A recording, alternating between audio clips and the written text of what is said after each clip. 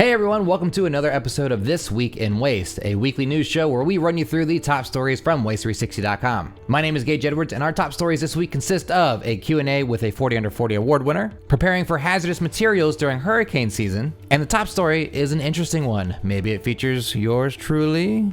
You'll have to watch to find out. Let's check out those top stories now. Number 5. Temporary workers in waste and recycling. Baltimore's case with incarcerated workers. The debate over whether certain workers should be classified as employees under federal law has sparked interest. This issue hinges on determining the true nature of their relationships with employers, impacting rights such as unionization, minimum wage, and employment protections, as seen in recent legal challenges and court decisions. Number 4.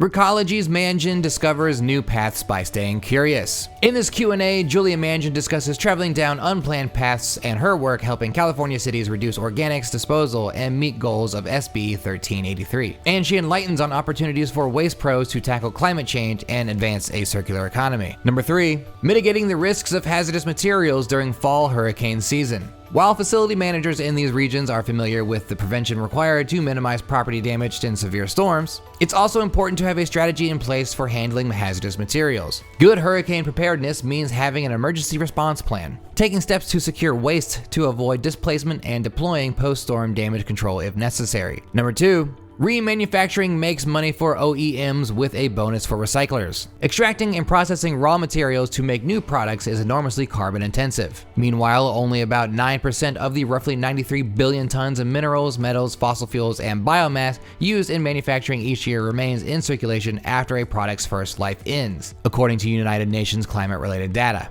And our top story of the week, interview with Rebecca Vara, Vice President of Sales at Recology Pacific from Waste Expo 2024. Gage Edwards, hey, that's me, caught up with Rebecca Vara, Vice President of Sales at Recology Pacific at the Waste Expo 2024 welcome reception. Check out the video to learn more about what Recology is working on currently with technology and organics, plus what the company is getting into as we approach 2025. And those were the top stories as seen on Waste360.com this week. You can find out more about each of these stories by going to Waste360.com. And trust me, you'll want to. They're very interesting. You're gonna learn something. Don't you wanna learn something? That's it for me this week. Stay cool out there. It's been a scorcher.